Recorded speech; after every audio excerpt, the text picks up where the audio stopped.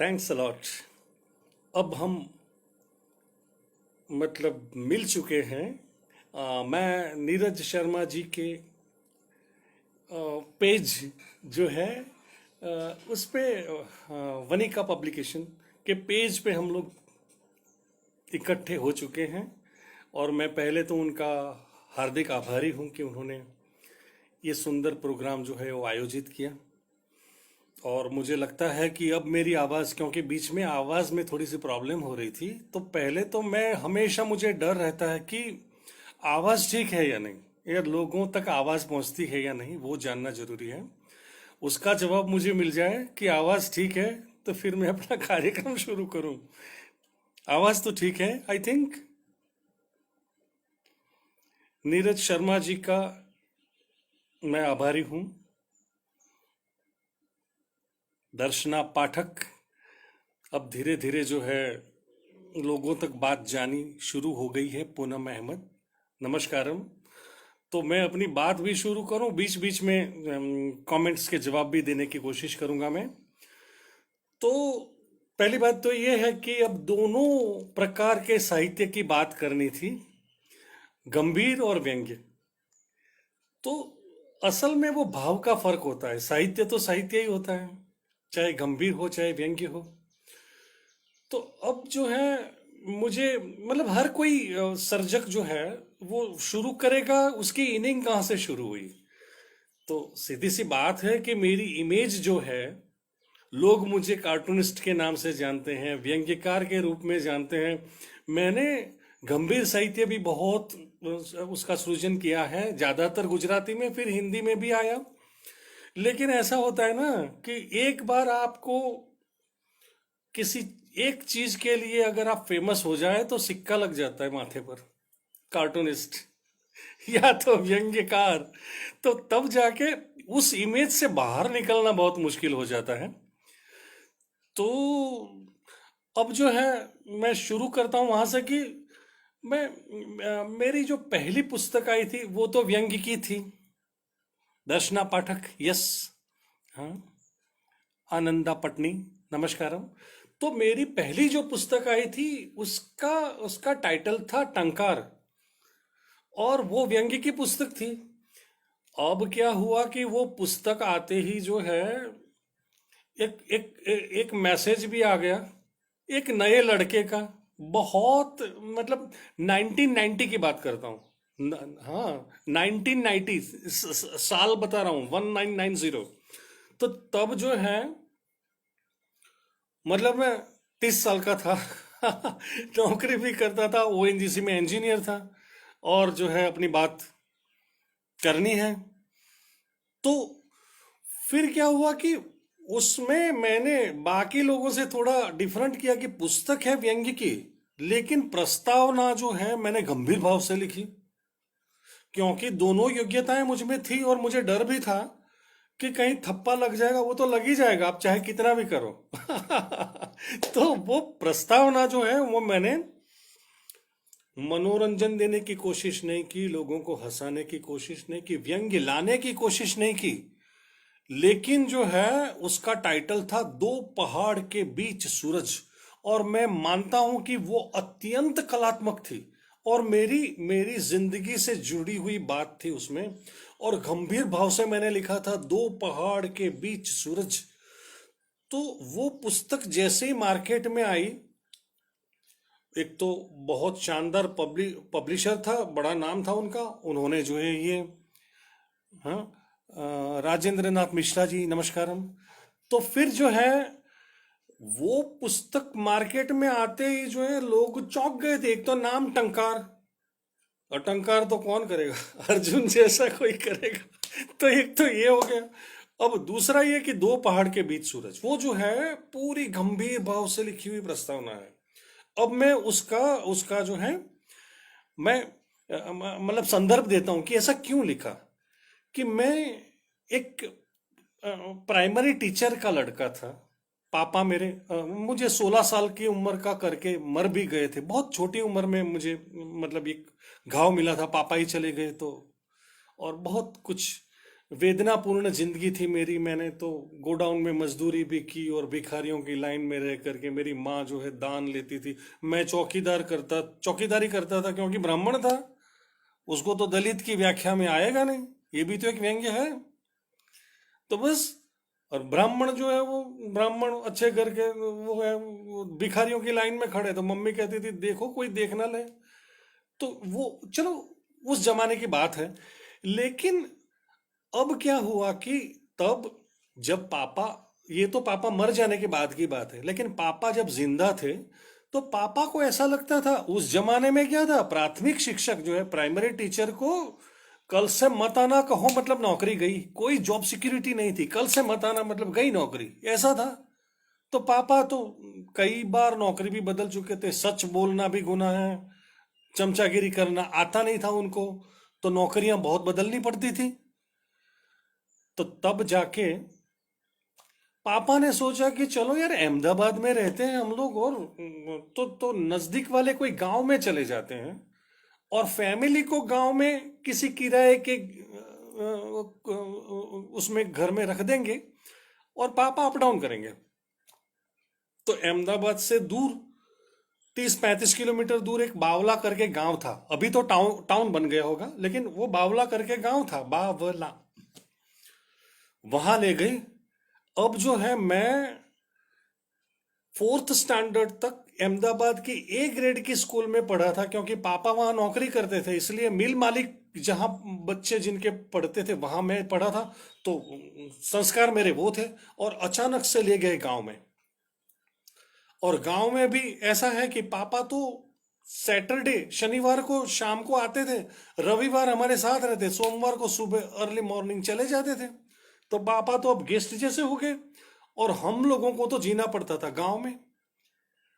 अब गांव में जीना पड़ता था तो गांव के हिसाब से, मैं शॉर्ट में, क्योंकि इतना सारा कहना है, मुझे नहीं लगता 1 घंटे में खत्म होगा, लेकिन अत्यंत करुणा इसमें, करुण वेदनापूर्ण चीज है, और इसको मैं छोड़ भी नहीं सकता, कि दो पहाड़ के बीच सूरज कैसे हुआ। और तो क्या हुआ कि गांव में स्कूल में गया, फिफ्थ स्टैंडर्ड में। तो भाई, वहां पे जो है, वैसे मैं तो हमेशा अहमदाबाद में था तब भी, और यहाँ पे भी हमेशा, मतलब फर्स्ट नंबर ही, फर्स्ट रैंक हमेशा रहता था मेरा पढ़ाई में। और गाने का शौक, चित्रकला का शौक।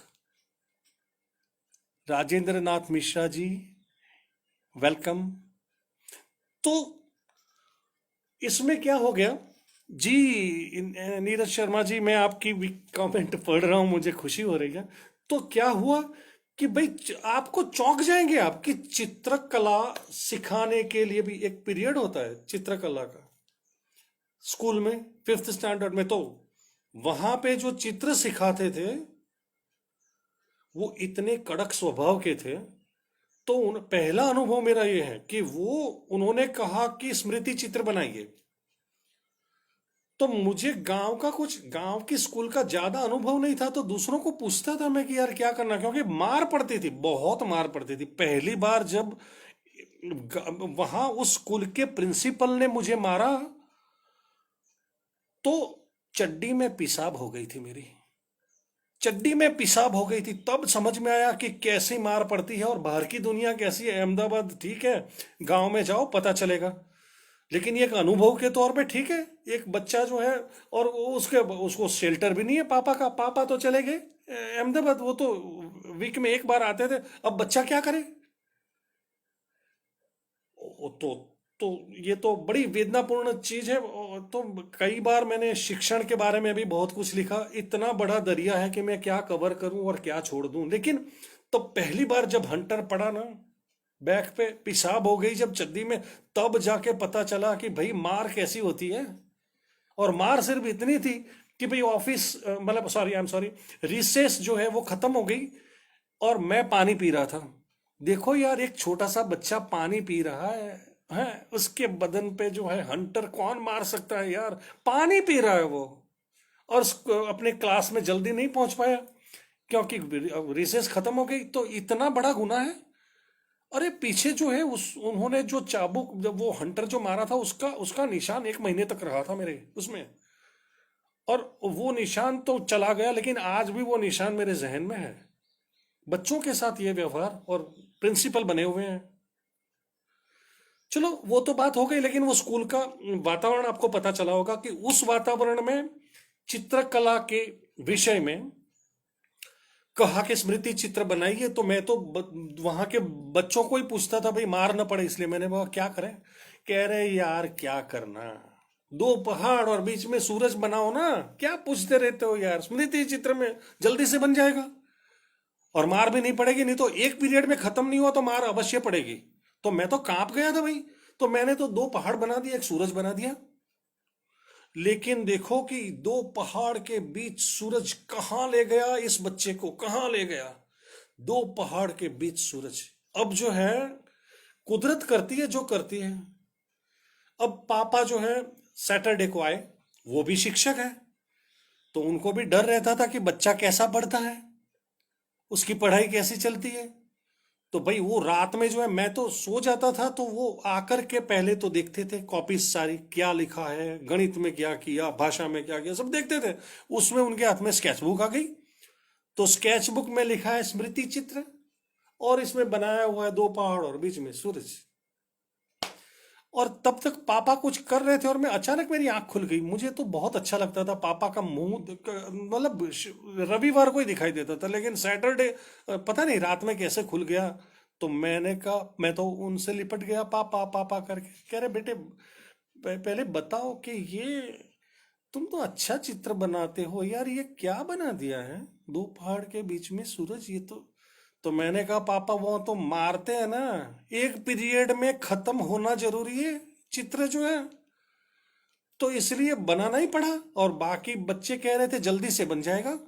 अब देखो कला में जल्दी से बन जाना, मार न पड़े, अपने आप को वो उससे बचाना, और चित्र बना दिया एक बच्चे ने। और जो बाप है, मेरी तकदीर में ज्यादा रहे भी नहीं, लेकिन एक टर्निंग पॉइंट दे करके गए, वरना मैं अभी आपके सामने ना होता, मैं आपके सामने ना होता। दूसरे दिन शाम को कह रहे हैं बेटे चलो। मैंने कहा कहाँ? कह रहे चलो घूमने चलते हैं। तो बाद में जो है ले गए हाईवे पर, बावला से बाहर। वो जमाने में ट्रैफिक ज्यादा नहीं था, ट्रैफिक ज्यादा नहीं था उस जमाने में, और सौंदर्य था, कुदरती सौंदर्य हाईवे पर भी। तो हम बावला से दूर दूर अहमदाबाद की ओर जा रहे हैं, चलते चलते चलते चलते। और एक बाप जो है उसने क्या रोल किया है, गजब का रोल किया है। मैं कहता हूं कि उनसे मैं ज्यादा, मेरी पता नहीं उनके साथ जी नहीं पाया, लेकिन एक टर्निंग पॉइंट देके चलते बने वो तो। मुझे ले गए। अब जो है हाईवे पे हम दोनों जा रहे हैं। फिर जो है उनका उनका कहने का मतलब क्या था कि वो बात करना चाहते थे, दो पहाड़ के बीच सूरज जो बना के चित्र खत्म कर दिया जल्दी से। कला में कोई जल्दी नहीं होती, कला में दूसरे बना रहे हैं वैसा हम भी बना देते हैं, ऐसी कॉपीज भी नहीं होती हैं। तो ये, लेकिन वो सलाह देखो, आपको भी समझना जरूरी है कि किसी बच्चे को या किसी भी आदमी को, बड़े या बूढ़े को सलाह दो, लेकिन उसका एक सही वक्त होता है। ऐसी सलाह से कोई असर नहीं होता। तो पापा जो है मुझे ले गए कि उनकी सलाह का इफेक्ट हो, और ऐसा इफेक्ट हुआ आज तक है। ले गए। अब जो है दूर दूर जाते गए। फिर तो है शाम ढल रही थी, एक आध ट्रक आए तो आए, नहीं तो सन्नाटा, शांति, एकदम हवाएं चल रही थी। तो पापा जो है मुझे एक माइलस्टोन आया, वहां बिठाया मुझे कि बेटे इधर बैठ जाओ। तो मैं तो बैठ गया। अब जो है पापा ने तब पूछा कि बेटा देखो सामने सूरज डूब रहा है ना। मैंने कहा हाँ। देखो उसको, है। तो तुमने जो है स्केच बुक में दो पहाड़ के बीच सूरज, सूरज डूब भी सकता है और उग भी सकता है दो पहाड़ के बीच में से, सवाल उसका नहीं है। लेकिन तुमने कभी सूरज को डूबते हुए या उगते हुए ध्यान से देखा है? तब जाके एकदम से लगा कि ना, अरे हम तो बस देख के निकल जाते हैं कि सुबह हो गई शाम हो गई बस निकल गए, लेकिन कभी ठहर करके ध्यान से देखा नहीं। और मैं आप सबको भी कहना चाहता हूं कि देखिए, बात चित्रकला की नहीं हो रही है, बात हो रही है किन ऑब्जर्वेशन की। किन ऑब्जर्वेशन जो है आपको कहां से कहां ले जाएगा। आप ध्यान से देखिए, हम कितने कितना टाइम देते हैं। हमारी आजू बाजू सृष्टि है, पंछी है, पेड़ है, बहुत सी चीजें हैं। गरीब लोग भी आजू बाजू घूमते रहते हैं, कहीं कुछ भी होता है। तो आप किसी भी जगह पे हो, ठहर के आप सिर्फ उसको ध्यान से देखिए। तो उस जमाने में क्या हुआ, मुझे ऐसी आदत नहीं थी, और पापा बोल रहे हैं तो उनके शब्दों का एक जादुई असर हो रहा था। जादुई असर कह रहा है, बेटे देखो, सिर्फ देखो क्या हो रहा है। यहाँ पे उन्होंने धीरे से बताया कि देखो, यहाँ सामने खेत है, कई पेड़ हैं, ऊपर अभी सूरज तो ढलने की तैयारी है, दिख रहे थे, पेड़ है, बादल है, पंछी उड़ रहे हैं, क्या क्या है उधर। कि से जस्ट सिर्फ देखो बेटे, सिर्फ देखो, ध्यान से देखो। फिर बाद में सूर्य डूबेगा। सूर्य डूबेगा तो दो जो सामने आकाश और जमीन जो है मिल जाते हैं, वो एक भ्रम है, वो मिल नहीं सकते, उसको क्षितिज कहते हैं। तो सूरज डूब जाए तो क्षितिज से थोड़ा सा ऊपर वो क्षितिज को टच नहीं करेगा। वो सारे वैज्ञानिक कारण देकर के समझा रहे हैं, क्योंकि वो भ्रम है। जो साइंस के विद्यार्थी हैं, वो तो तुरंत समझ जाएंगे कि वो टच हो नहीं सकता, थोड़ा सा ऊपर ही रहेगा। सूरज पूरा डूब जाने के बाद भी दिखाई देता है, वक्रीभवन होता है, इसलिए वो तो एक साइंटिफिक रीजन है, वो छोड़ दीजिए। लेकिन पापा ने कहा कि देखो, सूरज डूबेगा तब देखना कैसे डूबता है। चित्र बनाना तो बाजू की बात है, पहले देखो तो सही कलर कैसे उभरते हैं, वो देखो देखो देखो, देखो। और अब जो है ज्यादा बोलना नहीं, अभी जो है आवाज सुनो। और तब जो है एक छोटा फिफ्थ स्टैंडर्ड में पढ़ रहा है वो बच्चा, उसको पापा बता रहे हैं कि देखो आजू बाजू की सृष्टि जो है उसको देखो। और उन्होंने जब ऐसी बात कही कि यार हवाएं जो है जा रही है, कुछ आपके कान में कहेगी, तो तब तो मैं तो चौंक गया कि हवा कैसे कह सकती है क्या, ये क्या बात होगी, हवा कुछ कह सकती है क्या। कह रहे देखो ना, देखो अभी अभी अभी जो है खेत में कैसी जा रही है, और वो जो है ग्रीनरी देखो कैसे हिल रही है। हवा दिखाई नहीं देती, लेकिन उसका असर तो दिखाई देता है। वो वो कान के पास से गुजरेगी। वो खेत की ठंडक कैसे लेकर के आती है, जरा देखो। हवा जो है, बाकी लोग कहते हैं कि वो तो निर्जीव है, लेकिन उसका वर्तन तो सजीव जैसा है। तब जाके समझ में आया कि ये ऐसी बात कर रहे हैं कि जो चीज मैं निर्जीव समझता था, वो सजीव अगर है तो उसकी कल्पना भी होनी चाहिए, अगर नहीं है तो उसके बिहेवियर पे ध्यान दो, उसके वर्तन पे। तब जाके जो है समझ में आया कि जब खेत की ओर से आ रही है तो ठंडक भी लेकर के आ रही है। पूरे शरीर में इतना आनंद होता था कि आहा, ये खेत की ठंडक आई। कह रही है कान में आवाज देगी। और उन्होंने एक बहुत बड़ी बात कह दी, निर्मिश एकदम शांत में जब हो जाओगे, कोई नहीं बोलेगा, तो शांति की भी अपनी एक आवाज होती है। माय गॉड, मैं तो आज सोचता हूं तो ऐसा लगता है कि यार एक एक वो तो मैट्रिकुलेट थे शिक्षक, इतना ज्ञान कहाँ से आ गया। और उनको तो मौका नहीं मिला, मौका मिलते तो कहाँ चले जाते, इतना ज्ञान कौन रखता है। और बच्चे को कहाँ जाके सलाह दे रहे हैं, जिस जगह पे वो दिखा सके कि ये देखो। घर में बैठ के सलाह दोगे तो बच्चा कितना एक्सेप्ट करेगा। आपको भी समझना है कि बच्चे को सिर्फ सलाह देना नहीं, सही वक्त पे सही जगह पे सलाह देगा, तब जाके इफेक्ट मिलता है उसका। तो भाई हम तो बैठे रहे, फिर पापा कह रहे देखो आवाज आ रही कुछ है, हवा जा रही है, कैसा लग रहा है। तो तब जाके लगा कि यार सचमुच ये तो कुछ कह रही है। तो उन्होंने मेरी कल्पनाओं को उत्तेजित किया। कह रहे कि देखो निर्जीव चीजें हैं, वो भी कुछ कह सकती है आपको, ठहर के सुनो ना, सुनो तो सही।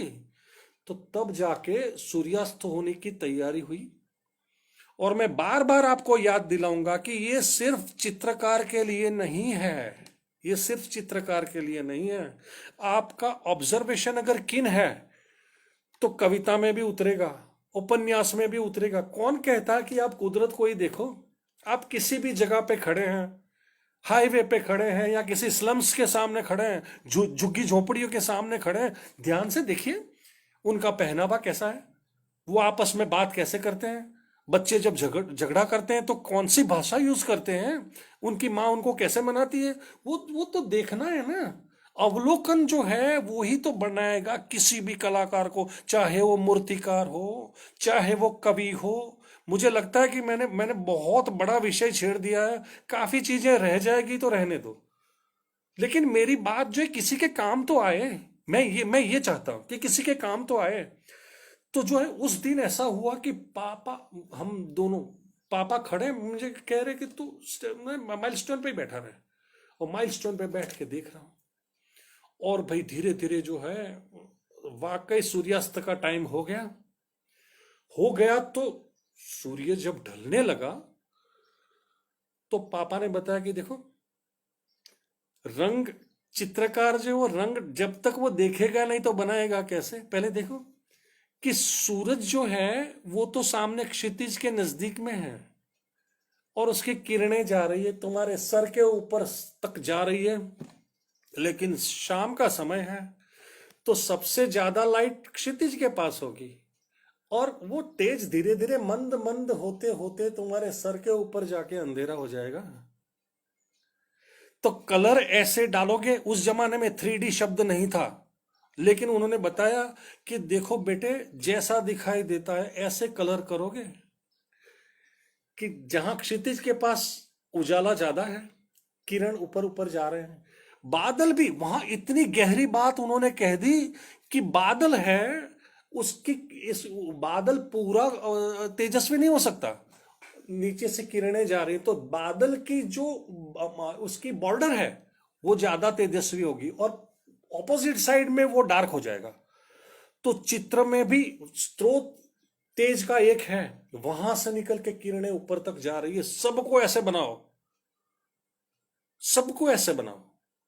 और पंछी है तो पूरा पूरा क्लियर नहीं दिखाई देगा, परछाई जैसा दिखेगा। तो ऐसा ऐसे कोशिश करो ना। और सर की ओर अंधेरा, सर के ऊपर अंधेरा, ऐसा चित्र बनाओ तो चित्र में डेप्थ आएगी। उसको कहते हैं 3D इफेक्ट, लेकिन उस जमाने में पता नहीं था 3D इफेक्ट क्या है।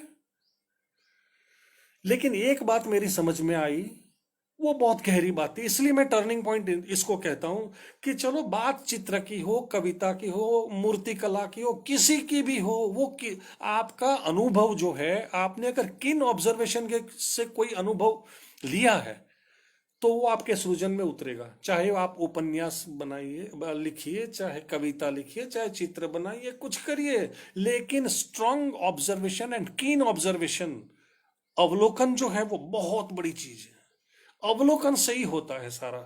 लेकर के आते हैं, बड़ी बड़ी टीवी सीरियल्स बनाते हैं, कुछ बनाते हैं, कभी स्लम्स में चले जाते हैं, कभी लोक साहित्य की बात होती है तो वहां पे वो किस उनका पहनावा कैसे होता है, वो गाना कैसे गाते हैं, पगड़ी कैसे बांधते हैं, सारा। जब तक आप उसको अवलोकन नहीं करोगे, उसका किन ऑब्जर्वेशन नहीं करोगे, तब तक आप ला नहीं सकते इसको, चाहे किसी भी फील्ड के आप हैं। तो वो अनुभव इनडायरेक्ट वे में उतरेगा ही उतरेगा। तो क्या हुआ कि पापा ने बताया कि बेटे इसलिए सूरज को दो पहाड़ के बीच ही डूबना जरूरी नहीं है, उगना भी जरूरी नहीं है। अभी देखो टहनी के पीछे से, पेड़ के पीछे से दिखाई देता है, तो वैसा सूरज बनाओ आप, आपकी मर्जी है। आप कल्पना करो सूरज कैसे जा रहा है, वो वैसा बनाओ। तो बाद में वो रविवार तो खत्म हो गया, और मेरी जिंदगी में सबसे पहला लेसन जो मिला कि निर्मिश कम बोला करो। यहां तो बोलना पड़ेगा निर्मिश कम बोला करो, लेकिन पहले देखो कि क्या दिखाई देता है। चुप हो जाओ ना। हैं?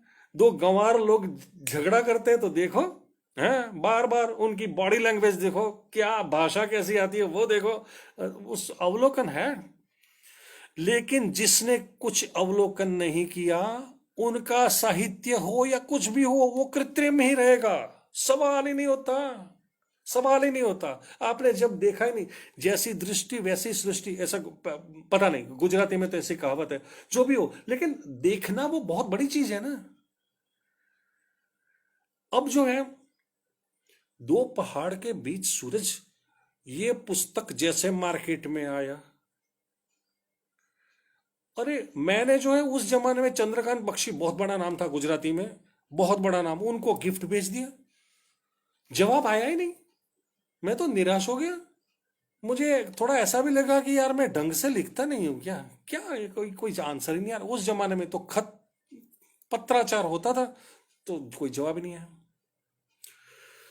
लेकिन 6-8 महीने के बाद अहमदाबाद में चंद्रकांत बख्शी आए, तो मेरे विनोद भट्ट भी बहुत बड़ा नाम था उस जमाने में, अभी नहीं है विनोद विनोद जी, लेकिन वो उनके खास मित्र थे। तो विनोद जी जो है वो मुझे ले गए, कह रहे चलो चंद्रकांत बख्शी से पहचान कराता हूँ। तो चंद्रकांत बख्शी के सामने ले गए, कह रहे, दोनों तो एक दूसरे को तू तेरी भी कर देते, ऐसे दोस्त थे। तो कह रहे भाई ये निर्मिश है, पहली पुस्तक आई है टंकार।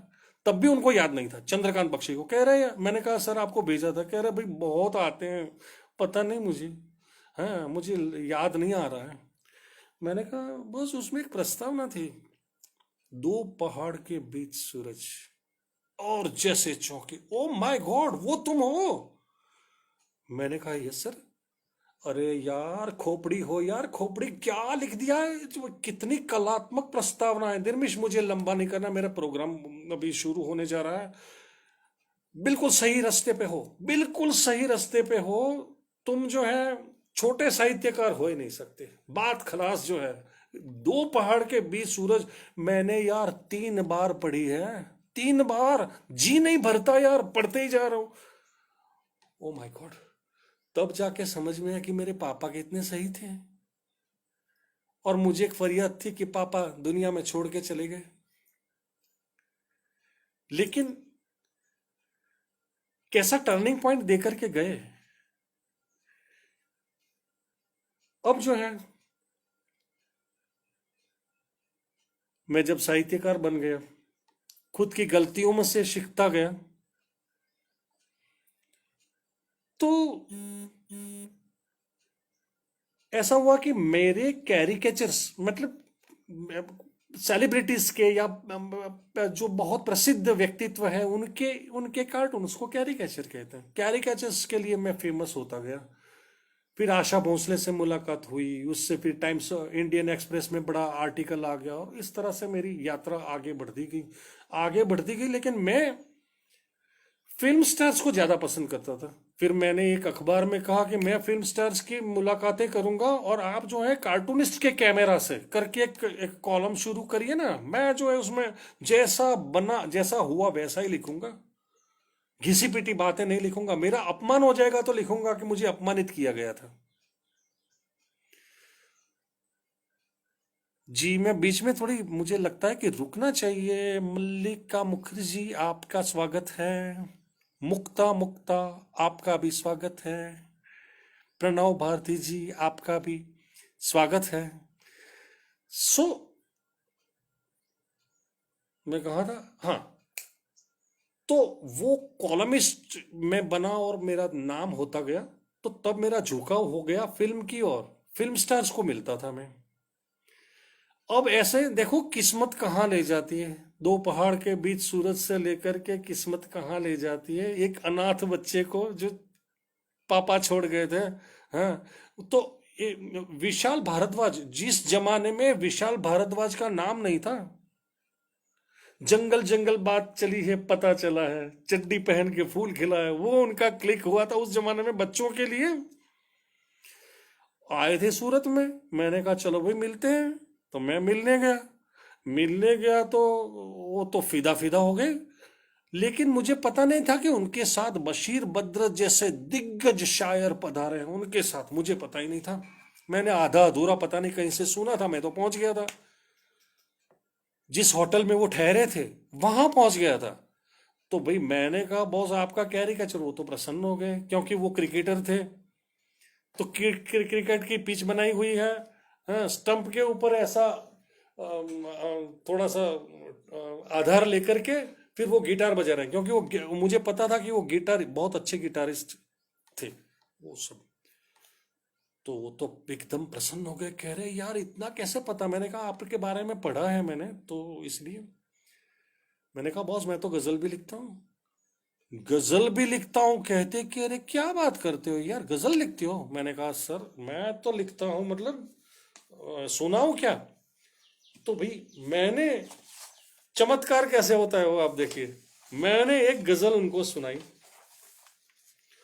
आसमानी उमंग जैसी है, जिंदगी भी पतंग जैसी है। तो वो तो संगीत के आदमी हैं, और बशीर बद्र जैसे शायर के साथ उनका काफी लंबा साथ रहा। तो कह रहे एक मिनट यार, अरे गजल रहने दो, ये गजल सुनाना। बशीर बद्र साहब बैठे हुए हैं। मैंने कहा माय गॉड, कह रहे बॉस बशीर बद्र तो बैठे हुए हैं। मैंने कहा यार आप बताते नहीं। अरे चलो ना, ले जाता हूं मैं। उनका दिल कह रहा है कि इसको मिलाऊं मैं उनको। ले गए। अब जो है बशीर बद्र जी को बताया कि ये तो कार्टूनिस्ट है, तो पहला सिक्का जो है कार्टूनिस्ट का लगा हुआ है, तो आपको कोई सीरियस नहीं लेगा। लेकिन विशाल भारद्वाज ने कहा कि सर ये आपको ऐसे सरप्राइज देंगे कि आपको जिंदगी भर याद रहेगा। कह रहे अच्छा। कह रहे सर गजल लिखते नहीं है, समझ के लिखते हैं। मतला देखो उसका, उसके छंद देखो कैसे सफाईदार है। आप देखो तो सही बॉस, मैं छोड़ के जा रहा हूं, क्योंकि उनको कुछ दूसरा भी काम था। कह रहे आप जो है हमारे बद्र साहब के साथ सत्संग करिए, मैं जा रहा हूं। तो भी बशीर बद्र जैसे दिग्गज शायर से अकेले में मुलाकात एक कार्टूनिस्ट की। तो मैंने कहा सर ये विशाल भारद्वाज जी जो है खास मुझे आग्रह करके गए कि ये गजल आप बद्र साहब को सुनाओ। तो उन्होंने काफी नीरस भाव से कहा हाँ सुना दो। तो मुझे लगा कि भाई ये तो मुश्किल है, इनका कंसंट्रेशन तो है ना इसके ऊपर। तो मैंने उनको याद करा कि सर इमेज मेरी कार्टूनिस्ट की है, अगर उसको भूल के अगर आप सुने तो चौंके। हाँ भाई भूल जाता हूं, ठीक है सुनाओ। अब जो है मेरी गजलों का, मेरी गजलों की प्रस्तुति भी ऐसे होती है, जो वहां हुई थी अब शुरू हो रहा है गंभीर साहित्य। पहले देख लीजिए, बशीर बद्र जी के साथ मैं बैठा हुआ हूं, और अब आप भी सुनिए। मतला है आसमानी उमंग जैसी है, आसमानी उमंग जैसी है, जिंदगी भी पतंग जैसी है। अब यह है कि मेरी मेरी गजलों की कुछ विशेषता यह है कि मेरे शेर जब आते हैं तो एक चित्र आंख में उभर आता है, ऐसे मतलब विजुअल इफेक्ट क्रिएट करते हैं मेरी मेरी गजल। और ये बात अभी आपको पता नहीं कितनी सीरियस लगे, मुझे नहीं पता, लेकिन विशाल भारद्वाज ने मुलाकात जो करवाई बशीर बद्र साहब की, और बशीर बद्र साहब ने क्लाइमेक्स पर मेरे साथ जो वर्तन किया, उससे मुझे पता चला कि निर्मिश इमेज तो बीच में आएगी ही, लेकिन शुरू में मुझे ऐसा लगता कि यार मैं ठीक से लिखता नहीं हूं, इसलिए किसी पर इफेक्ट नहीं होती बड़े बड़े शायरों पर। इस बार देखो कि आसमानी उमंग जैसी है, जिंदगी भी पतंग जैसी है, दृश्य कोहरा में तैरते जैसे।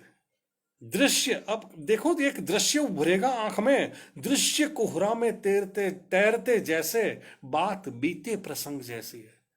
जब आपका भूतकाल होता है ना तो अस्पष्ट होता है, लेकिन अत्यंत सुंदर होता है। कोहरा में जब दृश्य तैरते हैं तो कितने प्यारे लगते हैं। वो स्पष्ट नहीं होते, लेकिन आपका भूतकाल इतना स्वीट होता है आपके लिए।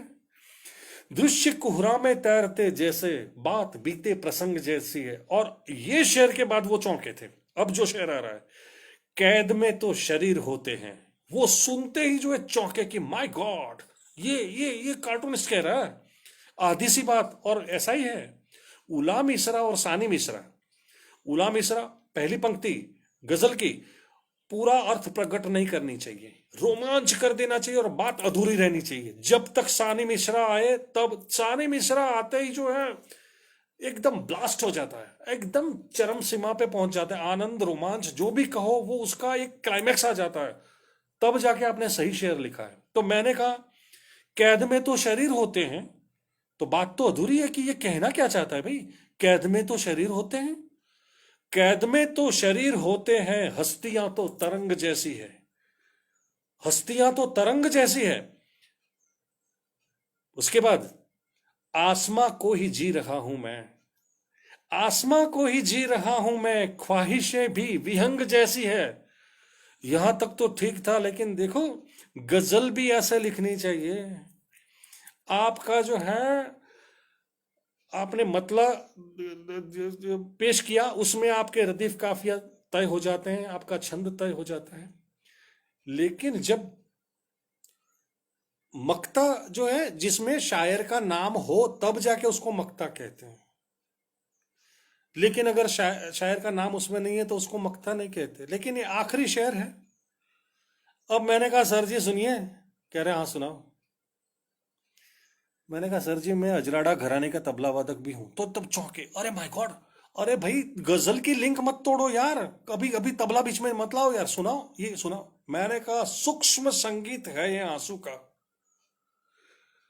अधूरी बात है। सूक्ष्म संगीत है ये आंसू का, शाम भी जल तरंग जैसी है। आय हाय, वो मैं क्षण नहीं भूल सकता। शाम भी जल तरंग जैसी है कहने से सीधा मुझे कह रहे, निर्मिश। मैं तो, हम तो दोनों बैठे हुए थे, वो खड़े हो गए, मुझे कह रहे खड़े हो जाओ निर्मिश। और मैं हो गया खड़ा, गले से लगा के कहते, यार क्यों कार्टून बनाते हो, क्यों कार्टून बनाते हो यार। कितनी बड़ी कह दी यार, कितनी बड़ी कर। मेरे लिए वो नोबेल प्राइज से कम नहीं है। मुझे तब जाके लगा कि यार दिग्गज शायर मुझे गले लगा करके ये कह रहा है कि यार कार्टूनिंग छोड़ दो, तुम यार ये करो ना। तब जाके समझ में आया कि यार मैं फालतू लिखता नहीं हूं, लेकिन इमेज बीच में आ जाती होगी, चलो कोई बात नहीं। लेकिन मेरे लिए वो नोबेल प्राइज से कम नहीं है। फिर मैंने पूछा कि सर जी आपको क्यों इतना अच्छा लगा। कह रहे, निर्मिश, सूक्ष्म संगीत है ये आंसू का। कोई भी सुनेगा तो चौंकेगा कि यार आंसू तो ठीक है, लेकिन सूक्ष्म संगीत और आंसू। उसके बाद जो है आपका दूसरा मिसरा आता है कि शाम भी जल तरंग जैसी है। निर्मिश, बहुत गजलें देखी यार, संगीत के ऊपर भी देखी, लेकिन यार सितार आ गए, वीणा आ गई, क्या क्या आ गया, पखावज आ गए, सब कुछ देखा यार, किसी ने जल तरंग लाया नहीं है। और आप ले भी आए हो तो किसके साथ जोड़ के, आंख के आंसू के साथ। आंसू में भी जल होता है, और जल तरंग भी जल के बिना बजता नहीं। और शाम कितनी वेदनापूर्ण है कि शाम भी जल तरंग जैसी है। मुझे कह रहे यार कमाल, मतलब कमाल। तब जाके मुझे लगा कि अब मुझे ज्ञानपीठ अवार्ड नहीं मिलेगा तो चलेगा। एक दिग्गज शायर गले लगा लेता है, इससे ज्यादा क्या चाहिए एक कार्टूनिस्ट को, जिसने, दुनिया ने कह दिया कार्टूनिस्ट है। एनीवे, तो अब दूसरी गजल पे जाते हैं। इसलिए मैं कहना चाहता हूं कि मेरी मुलाकातें जो है बड़े बड़े शायरों से हो रखी है। अब सीधा बीच में ही दिखा देता हूं, देखिए, नीदा फाजली साहब हैं, कितना बड़ा नाम है। लोग तो उनके शेर कोट करते हैं, मैं तो उनको मिलके उनकी प्रशंसा पा चुका हूं। हसन कमाल, हसन कमाल की गजलें तो अद्भुत है ही, लेकिन फिल्मों में तो आप जो अगर गूगल पे सर्च करें तो पता चलेगा कैसे कैसे गजलें लिखी इन्होंने।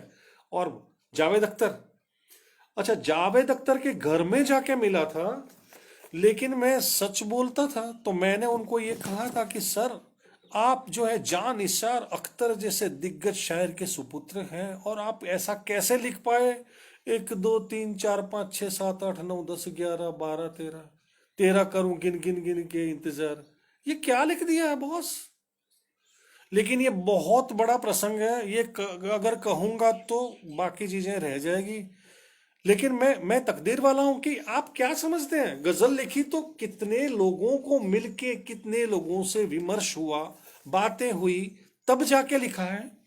और आप ये देखिए, आपकी आंखें जो है चकरा जाएगी। अब आप देखिए कि हसरत जयपुरी हसरत जयपुरी तो राज कपूर के साथ उनकी टीम में थे, मेरे पापा जवान होते थे तो वो जमाने की बात है। अब हसरत जयपुरी को मैंने उनका कार्टून गिफ्ट किया था। इसके बाद ये देखिए नौशाद साहब, ये नौशाद साहब है। नौशाद साहब उर्दू में सुंदर गजलें लिखते थे, और मैं उनके घर पहुंचा तब उनका गजल संग्रह जो है लंदन में रिलीज होने वाला था। वो ये वो जमाना है ये। और ये जो है मेरी जिंदगी का क्लाइमैक्स है। गुलाम अली गा रहे हैं सिर्फ मेरे लिए, होटल का दृश्य है, कि आपको कहीं ऐसी रेयर तस्वीरें मिलेगी नहीं। गुलाम अली सिर्फ निर्मिश ठाकर के लिए गाएंगे क्या? आपने ऐसे सीन देखे हैं? ये देखिए। और वो भी उनको आनंद तब होता है जब आप उनकी एकदम यादगार चीज, मैंने कहा सर जी मैंने गजलें लिखी है, एक दो सुनाई तो चौंके, वो भी बशीर बद्र की तरह। मेरी हिम्मत नहीं पड़ी कि आप गाइए, मेरी हिम्मत नहीं पड़ी, सच में ऑनेस्टली कहता हूं, मेरी हिम्मत नहीं पड़ी। लेकिन मैंने कहा सर आप मेरे लिए गाएंगे क्या? निर्मिश गाएंगे ना, थोड़ा सा, दो चार पंक्तियां। मैंने कहा यस सर। मैं अपना कैसेट रिकॉर्डर था छोटा सा मिनी, मैंने कहा रिकॉर्ड कर, वो है मेरे पास, कौन सा सुनाऊं? मैंने कहा सर जी आपने जो है ऐसे तो एक भी गजल छोड़ नहीं सकते, लेकिन आपने एक गजल ऐसी गाई है कि दिल में एक लहर सी उठी है अभी। वो तो संगीत वाले ही जानेंगे कि लहर शब्द को इन्होंने जिस तरह से लहराया है, वो हर बार अलग तरीके से गाते थे हर एक प्रोग्राम में। लेकिन एक पाकिस्तान के प्रोग्राम में जो है उन्होंने पता नहीं कौन से मूड में दिल में एक लहर सी उठी है अभी, उस मिसरे को कम से कम 15 बार गाया है। और लहर शब्द में उन्होंने जो कमाल किया है, मैं तो क्या कहूं। ऐसा लगता था कि यार ये स्वर्ग है क्या संगीतकार के लिए। कैसे कैसे थोड़ा थोड़ा बताता हूं। दिल में एक लहर सी उठी है अभी, एक बार हो गई लहर, दिल में एक लहर सी, कैसे जाते हैं सुर देखो, दिल में एक लहर सी। मतलब थोड़ा सा उसमें तान मार के गा रहे हैं, इस तरह से 10-15 बार गाया, एक भी रिपीट नहीं हो रहा है। मैं तो दंग रह गया था। मैंने कहा सर जी, तब जाके लगा कि यार ये तो संगीत का आदमी लगता है। मैंने कहा सर जी गाएंगे क्या? कह रहे क्यों नहीं यार, पूरी नहीं गाऊंगा लेकिन दो। लेकिन मैं ऊपर वाले का भाई आभार मानता हूं कि कार्टूनिस्ट को लायक समझा यार, कि जिसके लिए गुलाम अली गा रहे हैं।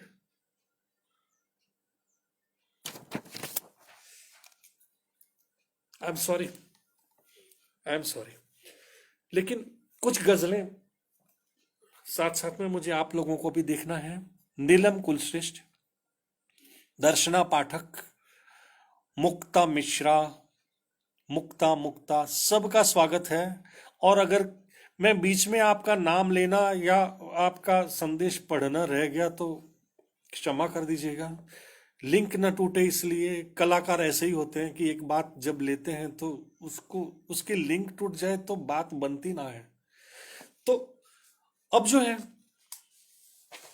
कुछ गजल मैं कम कर दूंगा। मुझे लगता है कि ओ माय गॉड, ये तो 3:45 बज गए। मैं तो सब कुछ रह गया, सब कुछ रह गया। मैं क्या करूं? अभी तो व्यंग्य की बात तो कहनी ही रह गई है।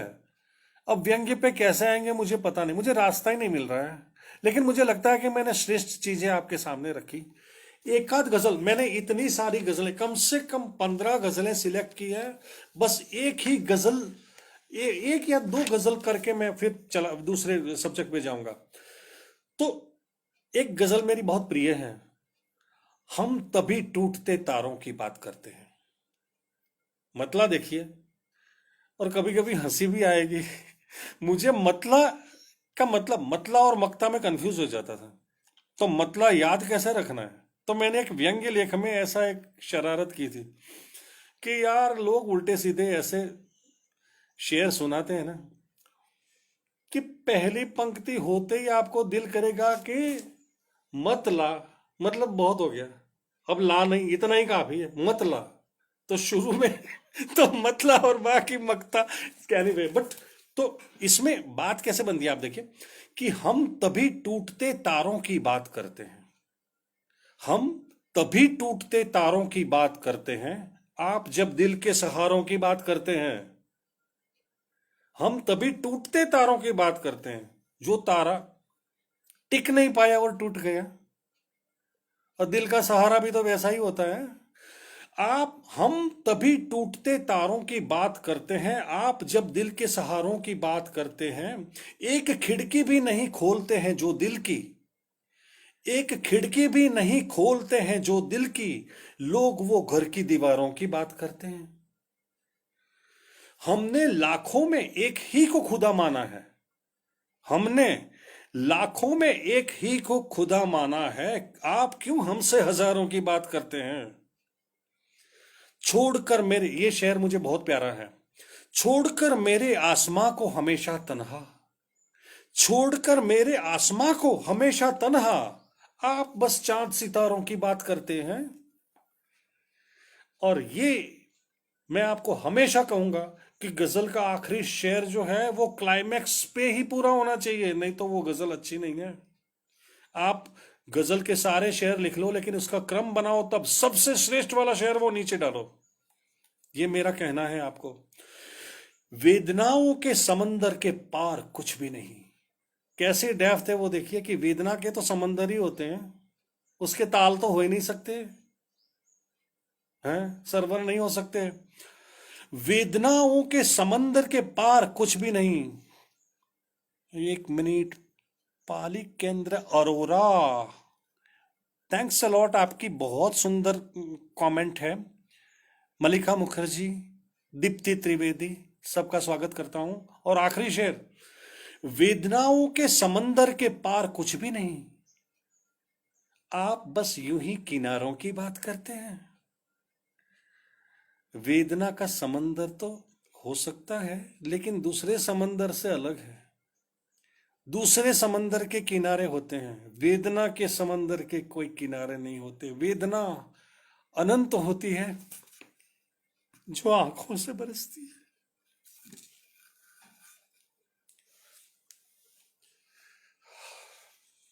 ठीक है, ये तो शेर को महसूस करना हुआ, कि हम ऐसे महसूस करते हैं कि जो दुनिया के लोग शाही से लिखते हैं, हम तो आंसू से लिखते हैं। ठीक है, अब जो है सारी गजलें छोड़ के सिर्फ एक ही गजल, मुझे लगता है 4 तो बज ही जाएंगे, गॉड नोस मैं क्या कर रहा हूं मुझे पता नहीं। मुसलसल गजल है। मुसलसल गजल मतलब, नॉर्मली गजल के शेर जो होते हैं वो स्वतंत्र होते हैं, एक शेर कुछ कह रहा है, दूसरा शेर कोई दूसरे भाव विश्व में ले जाएगा, एक दूसरे के साथ उनका संबंध हो भी सकता है, नहीं भी हो सकता, लेकिन ज्यादातर गजल के शेर स्वतंत्र होते हैं। लेकिन अगर आप गजल को एक विषय दे दो और भाव विश्व एक ही रखो, और हर एक शेर का नाता दूसरे शेर से भी है, और आप कंटिन्यूअस एक विषय को निभा रहे हैं, तो उसको कहते हैं मुसलसल गजल।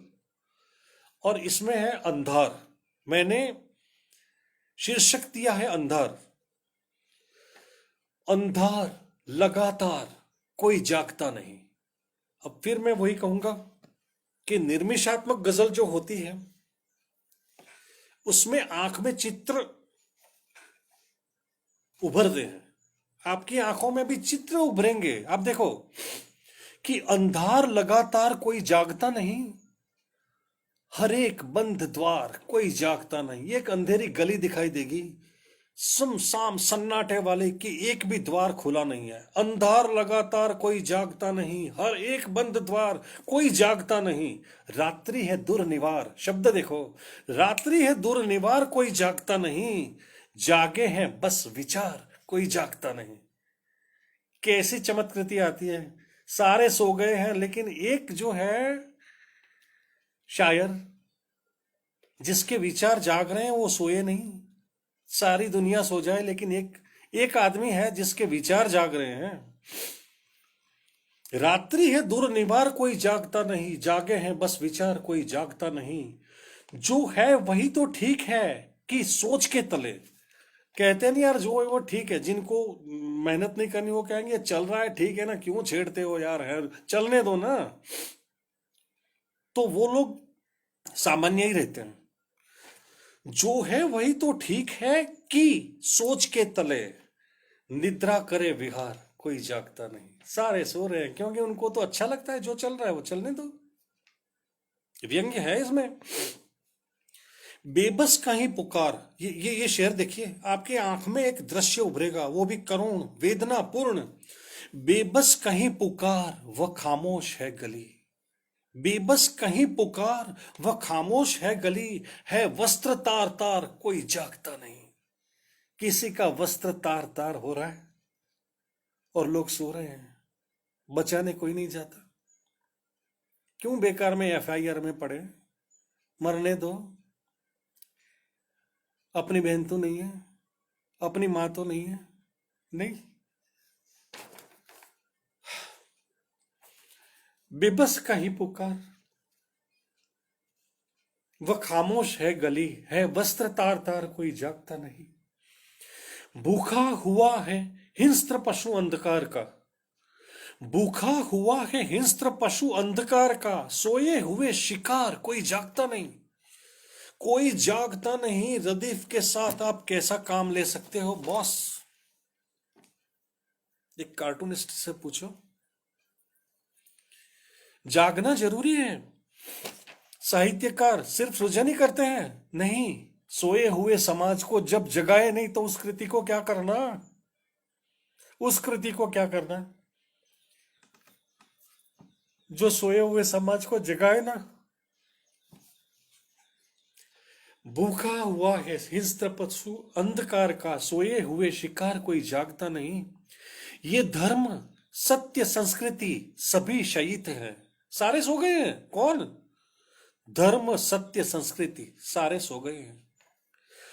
ये धर्म सत्य संस्कृति सभी शहीद है, संतोष की डकार कोई जागता नहीं। सबको संतोष लग रहा है कि कुछ नहीं, जो चल रहा है ठीक ही है।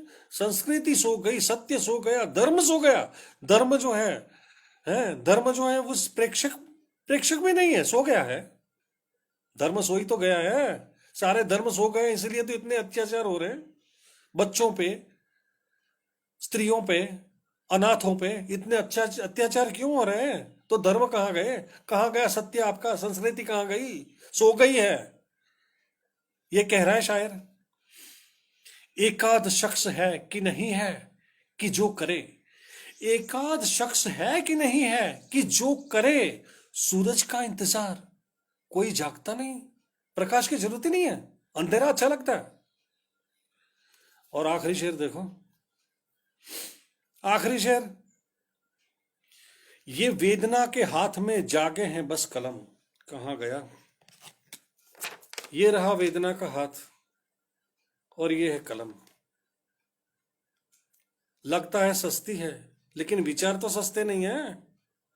कलम सस्ती है, विचार तो नहीं ना। ये वेदना के हाथ में जागे हैं बस कलम, है शब्द बार बार कोई जागता नहीं। सारा बोझ किस पे आ रहा है? शब्द पे। ये है शब्द बार बार कोई जागता नहीं, अंधार लगातार कोई जागता नहीं, हर एक बंद द्वार कोई जागता नहीं। लेकिन अब मैं नीरज शर्मा जी की कमेंट देखना चाहूंगा कि अब क्या किया जाए। 4 बजने में सिर्फ 5 मिनट बाकी है और व्यंग्य का पूरा व्यंग्य साहित्य के लिए बोलने का कोई समय बचा नहीं। या तो मैं आधा घंटा लंबा खींचूं या फिर हमको इसका सेकंड पार्ट करना पड़ेगा। क्या करें बताइए। तब तक मैं आंसू पोंछ के फ्रेश हो जाता हूं। क्या किया जाए? My God.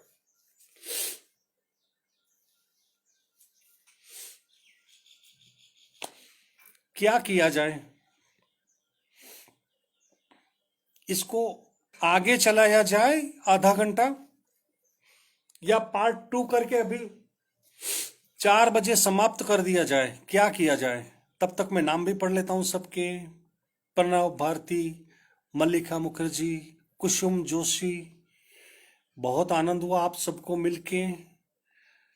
और मैं ऐसा करता हूं कि व्यंग्य के लिए पूरा तो कवर नहीं होगा, लेकिन लेकिन जो है मैं इतना करता हूं कि जी, नीता छेड़ा, कुसुम जोशी, पलिकेंद्र अरोरा, प्रणव भारती, नीरज शर्मा। दोबारा कर लेंगे पार्ट 2। तो मैं 15 मिनट में थोड़ा सा ड्रामा के बारे में बता दूं, मैं गणपत सुरती के बारे में, या इसके इसके मतलब गंभीरता में ही आगे बढ़े, आपकी मर्जी है। पार्ट 2 दोबारा कर लेंगे। तो ऐसा करता हूं, गंभीर साहित्य की बात है तो गीत, 2 गीत मैं ले लेता हूं। इसके एक का शीर्षक है अब फरियाद नहीं है। अब शीर्षक सुनते ही आपको लगेगा कि यार दुनिया में कोई ऐसी जगह है जहां फरियाद नहीं है। ये तो छलावा है, छलावा ही है।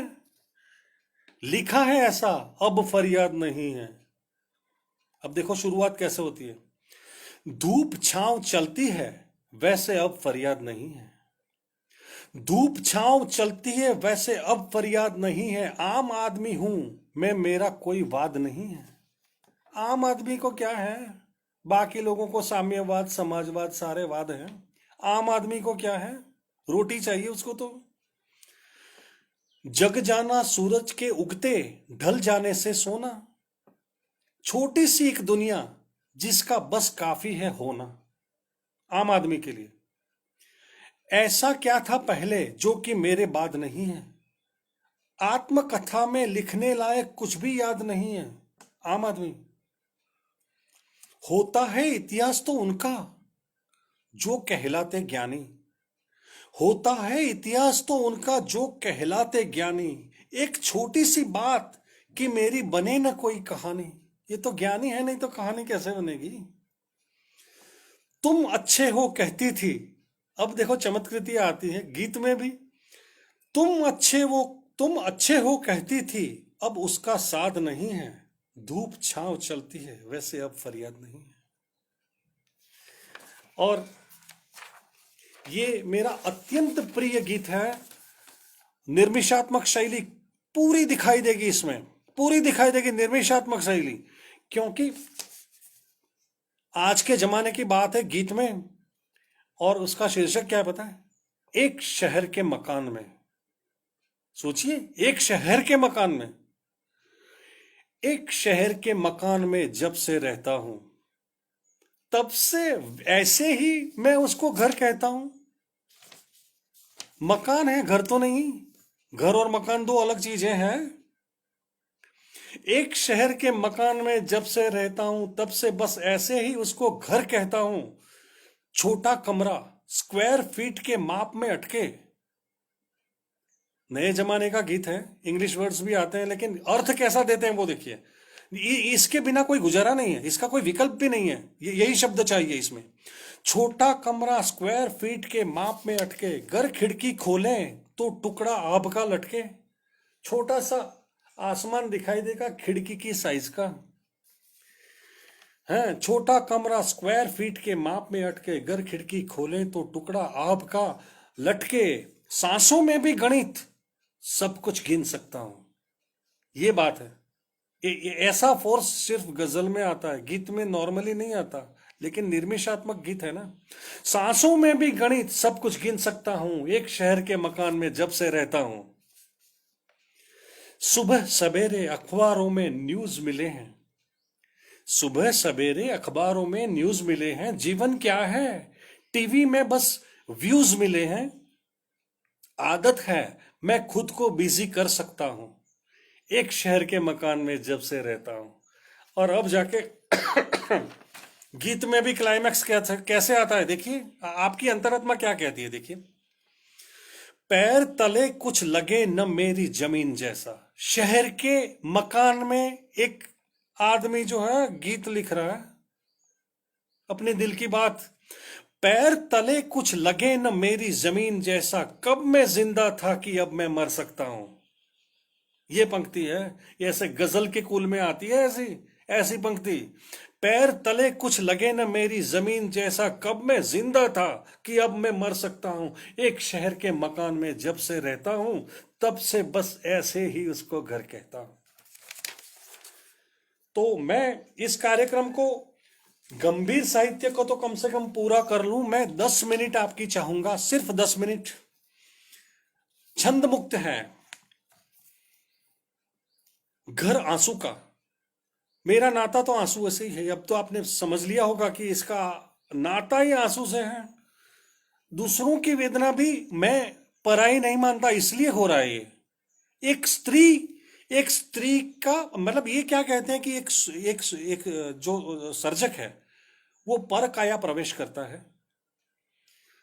स्त्री की वेदना समझने के लिए पहले आप स्त्री बन के सोचिए, तब जाके समझ में आएगा कि कितनी वेदना होती है। अब देखो कि घर आंसू का शीर्षक है। भारतीय, समकालीन भारतीय साहित्य में जो काफी प्रसिद्ध है उस मैगजीन में छपा था। घर आंसू का। जाती हूं अपने घर, अवतरण चिन्ह के बीच में है, जाती हूं अपने घर। अरे यार, स्त्री के लिए कौन सा घर? पापा का, पति का, कौन सा घर उसका? उसको तो बचपन से ही कहा जाता है कि तुम्हारा घर ये नहीं, तुम शादी करके जाओगी वो तुम्हारा घर है। बचपन से ही मेंटली प्रिपेयर्ड कर देते हैं कि भाई जितना यहाँ आनंद आनंद करना है कर लो, लेकिन घर तुम्हारा जो है वो ये नहीं है, तुम्हारा घर तो ससुराल। अब देखो, इसलिए इन्वर्टेड कॉमा में लिखा है, अवतरण चिन्ह में, जाती हूं अपने घर। कौन सा अपना घर? और शीर्षक क्या है? घर आंसू का। जाती हूं अपने घर कहकर पल्लू से आंख पोंछते स्त्री जाती है, सुनिए, कभी ससुराल, कभी पीहर, कभी ससुराल, कभी पीहर। यह मेरा घर, अवतरण में लिखा है, यह मेरा घर के भ्रम के साथ वह सुस्ताती होगी, कभी अखंड सौभाग्यवती के तो कभी गंगा स्वरूप के छप्पर तले। एक विशेषण दे दिया जाता है, अखंड सौभाग्यवती, वो भी एक छप्पर है, टेम्पररी। और गंगा स्वरूप विधवा होने के बाद वो भी टेम्पररी। उसका घर कहाँ है? उसको तो आपने विशेषण दे दिया है, छप्पर दे दिया, वो भी टेम्पररी, कभी भी टूट जाएगा। अखंड सौभाग्यवती के तो कभी गंगा स्वरूप के छप्पर तले। और इसके बाद जो है देखिए, बहुत सुंदर पंक्ति आई है, स्कूटर फ्रीज टीवी के विज्ञापनों वाले अखबार के पन्ने में। बताओ, ये सारी तो चीजें हैं, स्कूटर फ्रीज टीवी, उसके विज्ञापन जिसमें दिए जाते हैं, वहां लिखा है, आवश्यकता है कन्या की, सुंदर सुशील पढ़ी लिखी गृह कार्य में दक्ष, चीजों की जो एडवर्टाइजमेंट है उसके बीच में कन्या का भी है। ऐसी कन्या चाहिए जैसे कि चीज है, हाँ? घर की खोज ले जाती है स्थिर स्त्री को, यहां से वहां, वहां से यहां, यहां से वहां। घर की खोज स्त्री को ले जाती है यहां से वहां, वहां से यहां, यहां से वहां। अब क्लाइमेक्स आता है, निर्मिशात्मक शैली इसी को कहते हैं। राम राज्य में भी घर न पाने वाली सीता को समा जाना पड़ा था धरती में। राम राज्य के जमाने में भी उसको घर नहीं मिला था सीता को। राम राज्य में भी घर न पाने वाली सीता को समा जाना पड़ा था धरती में। आंसू को भला घर कैसा? आंसू को घर नहीं होता। आंसू का घर होता है क्या? है? आंसू भी आंख से गिरता है ना, तो धरती में समा जाता है। और सीता को भी, ठीक है। बहुत सारे बहुत सारे छंद मुक्त पड़े हैं, लेकिन मेरी स्थिति नहीं है। मैं आपसे विदा लेता हूं। Good bye. फिर मिलते हैं।